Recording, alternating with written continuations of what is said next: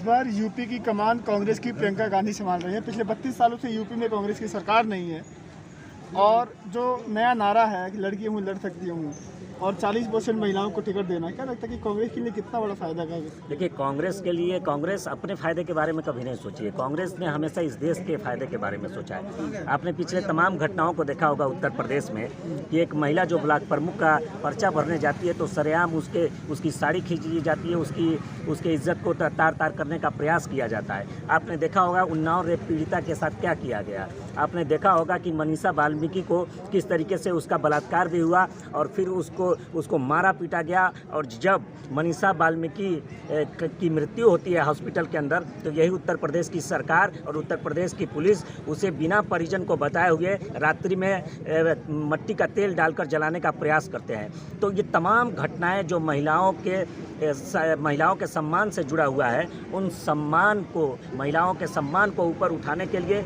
और उनको सशक्त करने के लिए लोग कहते हैं कि हम महिला सुरक्षा देना। सुरक्षा तब होगी जब महिलाएं राजनीति में आएंगी और महिलाएं अपने राजनीतिक भागीदारी को प्राप्त करेंगी, और वो काम कांग्रेस पार्टी प्रियंका गांधी जी कर रही है। ऐसी क्या नौबत आ गई, उनको ये कहना पड़ा कि लड़कियां लड़ सकती हैं? ऐसी क्या नौबत आ गई? क्यों नहीं लड़ सकती है? झांसी की रानी स्वतंत्रता से सेनानी थी, क्या वो अंग्रेजों से नहीं लड़ी है? आज लोग ये कहते हैं कि न महिलाओं को टिकट देते हैं, महिलाओं को कमज़ोर समझने का प्रयास करते हैं और कहते हैं कि महिलाओं के लिए राजनीति नहीं है। तो राजनीति में जब वो आएंगी तभी तो वो अपने मुद्दे सदन में रखेंगी कि महिलाओं की सुरक्षा को लेकर के, महिलाओं के एजुकेशन को लेकर के। इसलिए उन्होंने कहा कि लड़की है लड़ सकती है। अब जो महिला विरोधी मानसिकता के लोग हैं, जो एक ब्लॉक प्रमुख के पर्चा भी भरने पे उसकी साड़ी खींची जाती है या उनके तरफ से तमाम टिप्पणियां जो आती है वो महिला विरोधी टिप्पणियां आती है, तो वो लोगों के खिलाफ तो प्रियंका गांधी जी को कहना ही पड़ेगा कि लड़की हूँ लड़ सकती है। पटरौना विधानसभा से आरपीएन सिंह का जाना कांग्रेस के लिए कितना नुकसान है या फायदा है? देखिए, आरपीएन सिंह जी गए,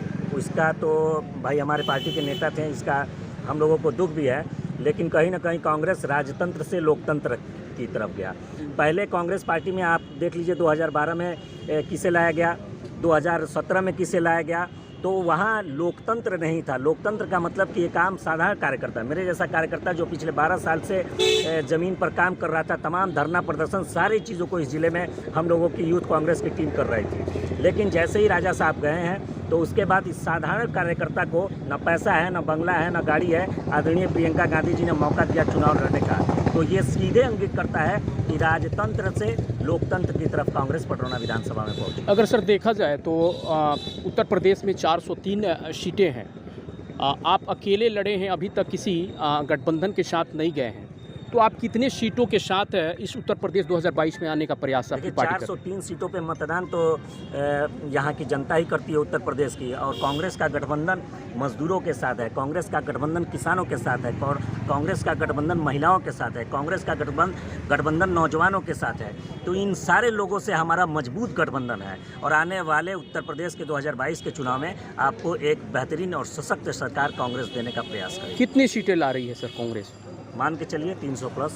300 प्लस आपकी कांग्रेस की टीम ला रही है। सर देखा जाए तो पूरे उत्तर प्रदेश में अब तक 10 सालों से आपकी पार्टी न गठबंधन के साथ न पूर्ण बहुमत के साथ है, और देखा जाए तो सर मस्जिद और धर्म के नाम पर बहुत सारी पार्टियां और समाज के नाम पर बहुत सारी पार्टियां लड़ती है, लेकिन एकमात्र कांग्रेस ऐसी पार्टी है जो इसको बेपरे रखते हुए विकास के नाम पर लड़ती है। सर आपके मन में क्या है ऐसा कुछ? जहरुद्दीन अगर कांग्रेस में खड़ा है तो इसीलिए खड़ा है कि कांग्रेस की सोच इस देश की सोच है। कांग्रेस की सोच उस नेहरू की सोच है जिसने इस देश को सशक्त और अखंड राष्ट्र बनाया।